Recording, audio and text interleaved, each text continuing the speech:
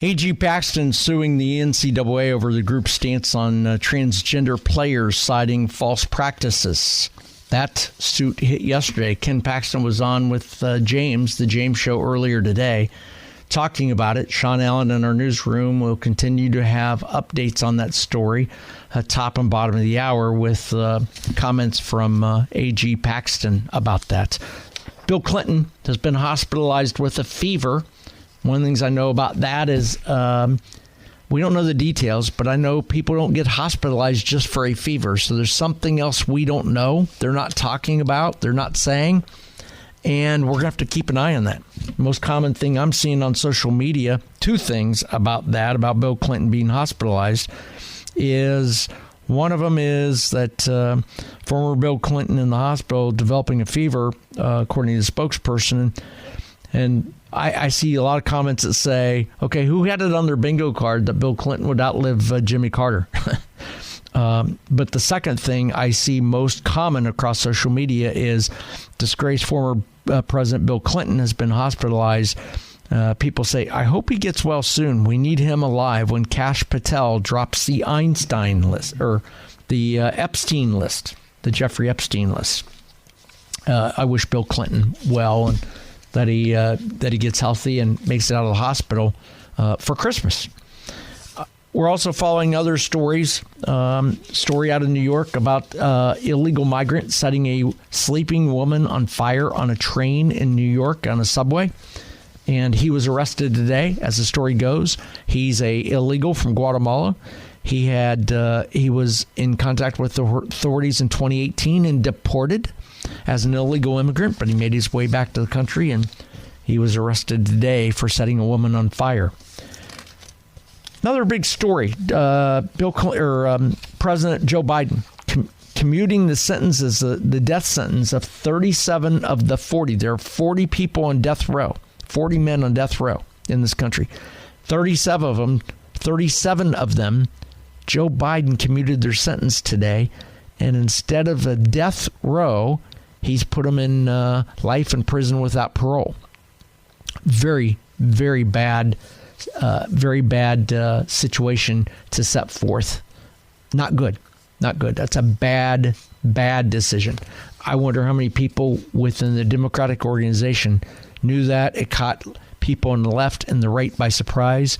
And it's going to be interesting to see how that story gets written in the future. If you want to weigh in on any of those stories, my name is Jeff. It's Westside Jeff. You can call 800-288-9227, 800-288-WBAP to comment about those or give me your opinion. Coming up in about 4 minutes, I want to talk about Trump's announcement over the weekend about Panama Canal. I saw that and went, what? We got other problems to figure out. What is that about? I spent a day or so reading up on it. I get it now. I understand it. I'll explain it to you in 4 minutes. Again, 800-288-9227 is a phone number. You can call me like Al has from North Dallas. Al, thanks for calling. You're on the Chris Crock Show. My name's Jeff. It's Westside Jeff. Thanks for calling. What's your opinion tonight? Well, good evening, Mr. Westside Jeff and WBAP listeners.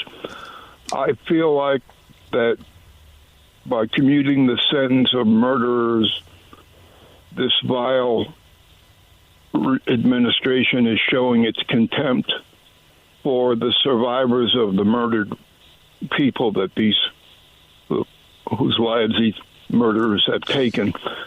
And I just want to remind people that Genesis chapter 9, verse 6, which is the first time God addresses Noah's family after the flood, after the ark has been redeposited on dry land.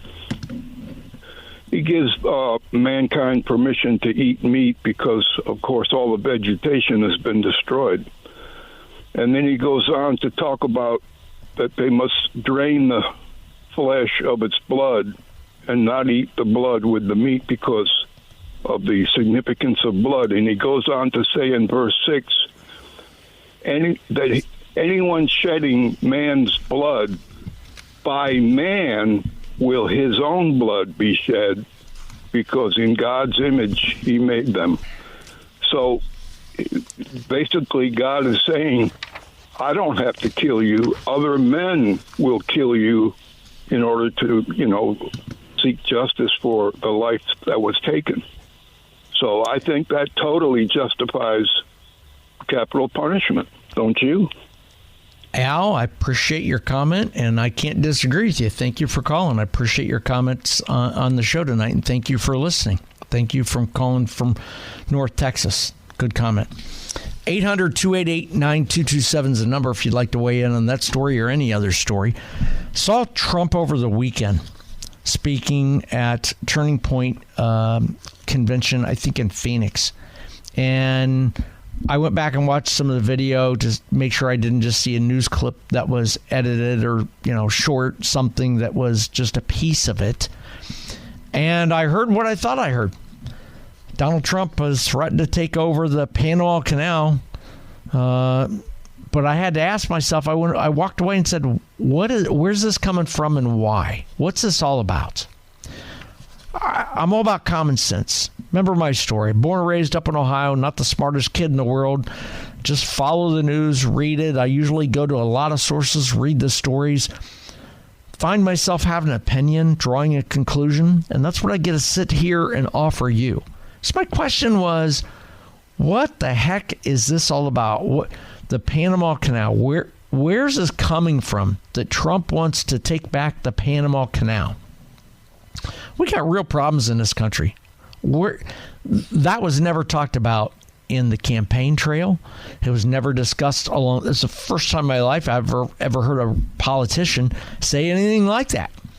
So I had to ask, what's this all about? Spent a day or so reading up on it.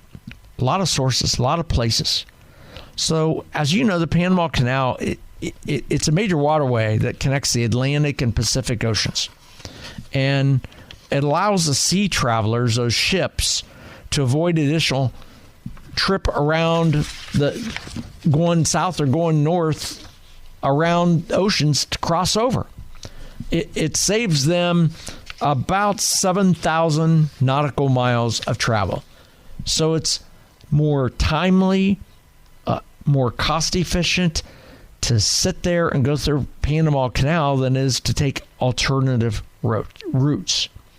Now, the U.S. has control of the canal, and the exclusion of the Panamanians created tensions between locals and U.S. visitors in the 50s. So there's a story there. So I dig for it. I had to read about it. I'll tell you what's up with this story and why Trump brought it up and how it impacts your wallet or could impact your wallet. I got to hit a quick break. It's about 3.5 minutes long. On the other side of that, I'll tell you more about how Panama Canal came up, why it came up, how it impacts your wallet in 3.5 minutes. My name's Jeff. It's Westside Jeff in for Chris Crock on News Talk 820 and 93.3 FM WBAP.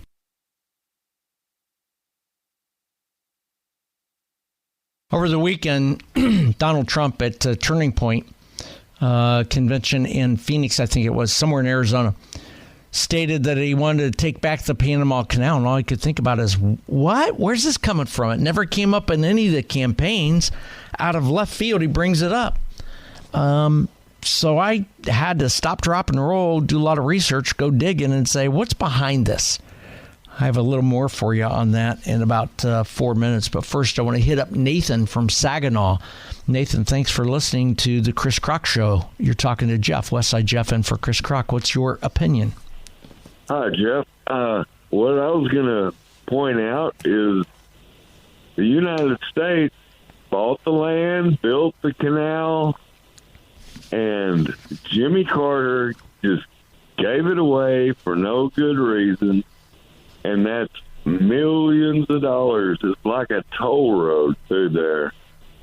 And he just gave it away, and I think it's about time we got it back. Perfect. Nathan, you set it up for me perfectly. Nathan, thanks for calling. I appreciate your opinion, and thanks for weighing in on that because it's exactly what this is all about. Thanks for calling. So the canal, 51-mile-long canal, is it's like a toll road, only it's a toll waterway. And through September of this year, almost 10,000 ships have passed through the Panama Canal carrying 423 million tons of goods, including food, minerals, factory-made products. Hell, more than 40% of consumer goods traded last year between Northeast Asia and the U.S. East Coast were transported through that canal. The United States, is the canal's biggest customer. Again, hear me clearly. The U.S. is the biggest customer for the Panama Canal, responsible for about 3/4 of all the cargo moving through it each year. China is the second biggest customer moving through the Panama Canal. So what's Trump up to? I think it's about the economy. I think it's about money. I think he can make an argument to say, you know what, it's costing us more money to ship stuff through there. How much does that cost? Well, I've seen a lot of reports that is estimated that the canal supplies 12% of Panama's gross domestic product. Normally, container ships going through the Panama Canal, their transits cost somewhere between $60,000 and $300,000 just to go through the Panama Canal. With continued congestion conflated by the drought and lower water, an auction system allows some ships to buy their way into the front of the line of the canal. I talked to a couple of folks today who would be in the know that said the Panama Canal organization that manages it is charging U.S. warships a fee or a toll to go through there too. So what's behind what Trump is talking about Panama Canal and why? What's it all about?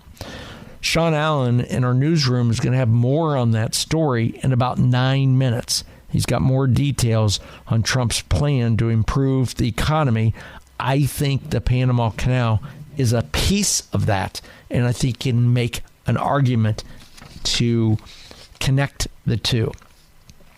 To Nathan's point just a second ago, who owns the canal? Well, the government of Panama has owned and operated the canal through a dedicated agency called the Panama Canal Authority. They've owned it for 25 years. Now, the U.S. operated the canal during the 20th century, taking control of the canal zone and beginning construction in 1904 after helping Panama win independence from Colombia. Now, the canal opened in 1914, revolutionizing global shipping, but it's because it connected the Atlantic and the Pacific for ocean freighters. So it made it easier to transport from the left coast to the right coast, right? But in January 1964, a major protest broke out and 28 people were killed in the ensuing repression by authorities, sparking international outrage and encouraging U.S. strategists to abandon the canal. In 1977, United States President Jimmy Carter and the Panamanian leader Omar Torrijos signed 2 treaties to phase out U.S. control of the canal. So he gave it up, gave it away. After a period of joint administration marred by 1989 U.S. invasion to overthrow military leader Manuel Noriega, Panama took full control of the canal in 1999. So what does Trump want with the Panama Canal? Well, Trump has demanded that Panama return the canal to the U.S. unless it manages the waterway in a fashion that he considers acceptable. Trump issued his issue with what he described as, quote, the exorbitant rates that U.S. government, Navy, and businesses are charged for using the passage. He goes on to say the fees being charged by Panama are ridiculous. This complete ripoff of our country will immediately stop. Now, ships are using the canal. The ships that use the canal must pay fees set by the Canal Authority. And those variable rates have soared in recent years because of droughts, worsened global heating and cooling across the country, which dry up essential reservoirs and reduce the canal's capacity. Now, because of that, and as a result of that, and of the drought in late 2023, only 22 ships cross the canal each day, instead of the usual 36 ships, forcing the Panama Canal Authority to increase the fees to as much as $4 million to jump ahead. So some ships, there have been ships have been in charge. If you want to jump ahead of all the other ships waiting to go through the canal, you pay me $4 million, you jumped ahead of the line. Transits fell by nearly a third this year through September because of the drought and because of conditions down there. So that's what's behind it. It was American built, American made, American managed, American processed until Carter gave it away during the Carter administration. And over many years, it's gotten to the point where President-elect Donald Trump now thinks that it's being mismanaged. And with America, with U.S. interests being the number one user of the Panama Canal and paying the most in fees, and China's number two, that's where that comes from. Trump saying, you know what? Don't overcharge us. Don't take advantage of us. And if you do, we're going to take it back. And you know what? In the end, there's nothing they can really do because of American might. Panamanian president came out over the weekend and fired back and told Trump he was nuts. Do I think Trump would send in the military and go make a coup and take it over? No. But I think his threats and his rhetoric can certainly help change a deal that is going to be interesting to watch. I'd love to hear your perspective. You heard mine. My number is 800-288-9227. I think it's a move that's economically induced with the Trump administration coming in. Speaking economic induced, Sean Allen in the newsroom in about 3 minutes has an updated story on Trump's plan to improve the economy. He also has more details on the woman burned alive on the New York subway and the illegal immigrant that was arrested and charged with that today. My name's Jeff. It's Westside Jeff. You want to weigh in? 800-288-9227. 800-288-WBAP. You can also hit me up across social media at Westside Jeff. Again, Sean Allen in the newsroom up in 3 minutes. On the other side of that, we'll continue the conversation. Panama Canal, Donald Trump, what's behind it, and what happens next. Next on News Talk 820 and 93.3 FM, WBAP.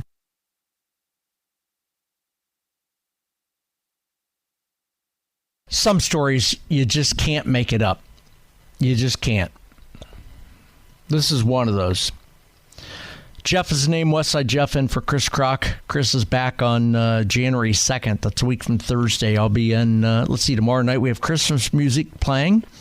And also on Christmas night, I'll be back on Thursday, Friday, and then next week, Monday through Wednesday, and then Chris will be back Thursday. Again, some stories you can't make up. My story is born and raised in the state of Ohio. I grew up in Columbus, Ohio, never really wanted to be a professional talk radio guy. I'm just a guy with an opinion. Common sense opinion on current events. I follow current events, I follow the news, and like to comment on them and share just common sense opinion because common sense is missing. One of the things I like to do is an opportunity to sit in this chair when Chris Kroc is off. He's filling in for, I think, Casey this week. I missed a show earlier today because of my day job. But I keep an eye on what's going on in Austin, down in Austin. Fact is, it's a state capital. Got to watch what's going on at the State House because certainly what develops out of the State House affects us as time goes by. So I saw a story about a new freshman congresswoman, or not congresswoman, but a new incoming freshman legislator. Her name is Hillary Hickland. She's a Republican who represents Temple, Texas. It's in Central Texas, hoping for her pre-filed bill that becomes law. Again, you can't make some of this stuff up.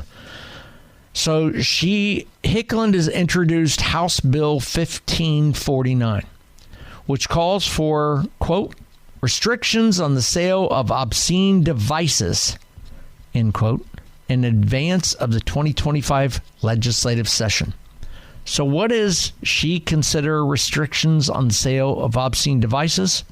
Yes, it's a bill she introduced, newly elected Republican Representative Hillary Hicklin. She calls for the devices of obscene to be sold, limiting where they can be sold. It'll be tougher for you to buy sex toys in Texas if this lawmaker has her way. Again, Hillary Hicklin, a Republican who represents Temple, which is in central Texas, is introduced House Bill 1549. She says sex toys, including vibrators, are currently sold by Target, Walmart, CVS, Walgreens, and other major retailers. Hicklin wants to limit the sales to sex-oriented businesses only. If her bill passes, other retailers like Target, Walmart, CVS, Walgreens, and other retailers may face a fine up to $5,000 for each violation. So Representative Hicklin, or Legislator Hicklin, Hillary Hicklin, wants to outlaw stores, general use stores, from selling vibrators. Now, listen, I know for a fact there are a lot of couples across this area, couples across this nation, that a lot of men who have probably bought a vibrator or some kind of a sex toy for his wife for Christmas or for her birthday. And I find it interesting, this woman who's a incoming freshman legislator wants to outlaw those being sold at Walmart, CVS, Target, Walgreens, and other major retailers. She's saying that those are items that should only be sold in specific sex stores, not general use stores. Hicklin can count on a yes vote from fellow Republican Christian Bentley, who shared a copy of the bill on X. He said whether it's porn in their libraries, sexually charged performances in a neighborhood restaurants, or sexually oriented devices on the shelves of family-friendly market, children are increasingly confronted with sexually provocative content in public spaces designated for their use, according to Bentley. Bentley goes on to say the state has a compelling interest to protect children from sexualization as it leads to their exploitation and is critical to both their safety and natural development. Now, the law would take effect immediately if it is approved by 2/3 of Texas House members. If it's approved by a lesser margin, it wouldn't become law until September 1st, 2025. A Texas law that passed in 1973 was updated in 2003, banning the ownership of 6 or more sex toys. So, again, 6 or more sex toys, and that's against the law. Federal courts called it unconstitutional in 2008, but it remained on the books. The law is rarely, if ever, enforced. Obviously, how do you enforce that? We're going to have sex toy police coming on the doors, knocking on your doors? Now, according to a research firm called Statistica, the global market for sex toys is expected to grow from about $34 billion in 2021 to $81 billion by 2030.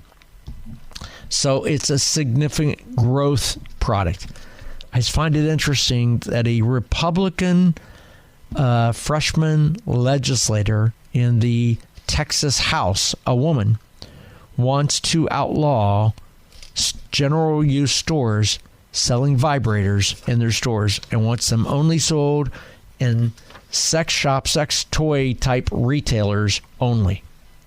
What's your opinion on that? What's your take on that? What's your how do you feel about that? My name's Jeff. It's Westside Jeff, in for Chris Crock. My number's 800-288-9227, 800-288-WBAP. You can also hit me up across social media at Westside Jeff. My immediate thought is get out of my bedroom. I don't have a problem with stores doing that. I don't have a problem with Walmart or Target selling vibrators. They don't put them next to the toy aisles where kids will be. They keep them in somewhat undisclosed places. It's not that obvious what it is. And get out of the bedroom. If you're going to try to legislate sex toys being sold in general use stores because it's harmful for kids, because of sexualization of it, then shouldn't we take alcohol out of general use stores and only sell it in state liquor controlled environment stores? Because alcohol could be just as dangerous to kids. There's so many other products like that you could take out of. How about guns? If you're going to say that vibrators shouldn't be sold in stores because it could be dangerous for kids, what about guns? Only sell them in gun stores. What about ammo? You can't make this stuff up. I saw the story. I went to multiple sources to read up on it to see, am I seeing this right? And read up on it, and every place I went, it was legit. And I actually went to the Texas House, looked at the HB 1549, sponsored by Hicklin, Hillary Hicklin. She's an incoming freshman legislator, and it's right on target.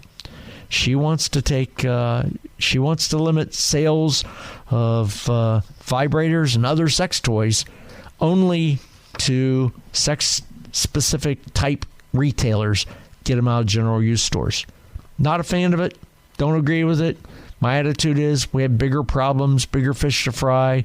Let's focus on the real problems that we're facing in our country and the real problems we're facing in North Texas. My name's Jeff. It's Westside Jeff. You got an opinion, good, bad, and different? Love to hear it. 800-288-9227. That's 800-288-WBAP. You can also hit me up across social media at Westside Jeff. In 3.5 minutes, we'll continue the conversation. Should vibrators be taken off the shelf in general use stores and only sold in sex-specific stores, or fine those retailers for doing it? I say no. My name's Jeff, Westside Jeff, in for Chris Crock on News Talk 820 and 93.3 FM WBAP. Boy, a busy news day. A lot of stories we're following that we're talking about tonight. Westside Jeff in for Chris Crock. Coming up top of the hour, Sean Allen in the newsroom. My partner, Sean Allen, has got a couple stories he's covering. One of them is the possible ceasefire between Israel and Hamas. He's got a story about a collapse of a pier in California, pretty significant, and financial story about Nordstrom potentially going private. Nordstrom maybe going private. That's with Sean Allen in the newsroom coming up in 12 minutes.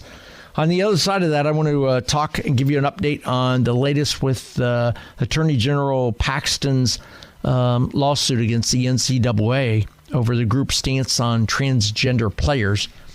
And saw some news today, caught it on the WBAP app. Bill Clinton hospitalized. By the way, if you don't have the WBAP app, I'd encourage you to go to your app store, type in WBAP and download it. Because one of the things we do is we send out notifications on big stories along the way. It's about 4:35 p.m. tonight. I saw a breaking news alert on my WBAP app, a notification that said, hey, Bill Clinton hospitalized because of a fever. I'll talk a little more about that after the top of the hour news with Sean Allen. If you don't have the WBAP app, again, go to your app store and download it. I was talking to producer Garrett during the break, and we were commenting about the story I just mentioned. A new bill would ban sex toys for major retailers in Texas, including Walmart and Target. It's a new bill introduced by Hillary Hicklin. She is a incoming freshman legislator, a Republican who represents Temple, Texas, down in Central Texas. She's hoping that the bill becomes law. She introduced House Bill 1549, which calls for restrictions on the sale of obscene devices in advance of the 2025 legislative session. Sex toys, including vibrators, are currently sold by Target, Walmart, CVS, Walgreens, and other major retailers.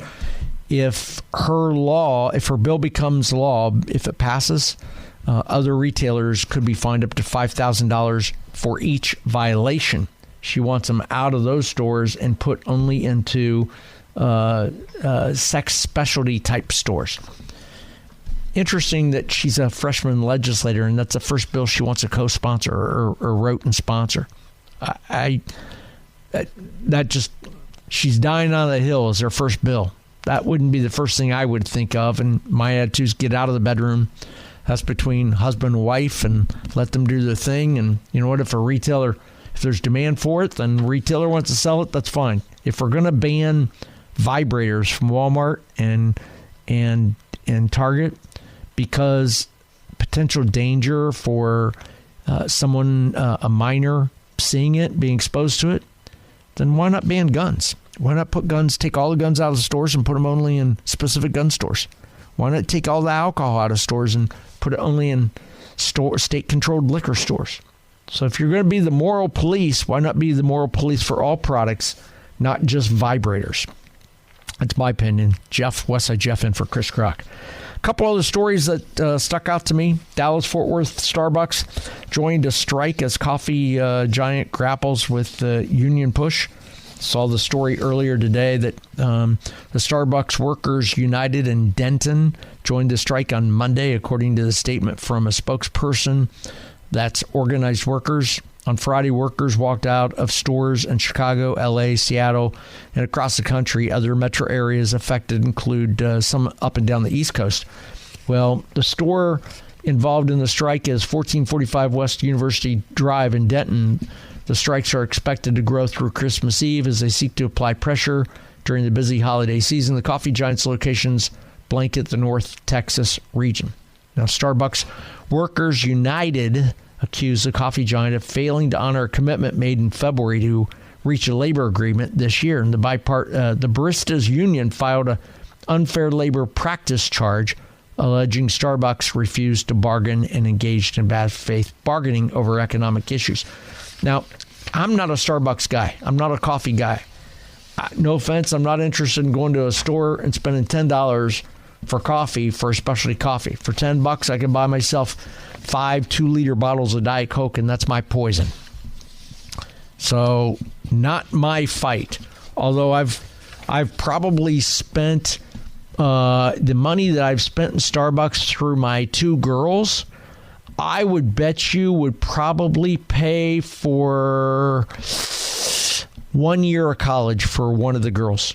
And I'm talking since they were age 10 till today. The amount of money I've spent on Starbucks for them, probably over 15 years, would cover the cost of 1 year's worth of college. I was trolling some social media to see what people across Denton and the area would say about this, and I liked some of the comments I saw on social media. Anthony said this kind of job at Starbucks is for high school or college students, but adults are trying to pay a mortgage out of a job that was intended for school kids. Great comment, Anthony. I appreciate you commenting on that. Philip said it's another reason not to go and support not to go into Starbucks and support local baristas instead. Everyone should always Google or Yelp local coffee shops when traveling. Another great comment. Instead of supporting the big guy, why not support small business Saturday, the concept, you know?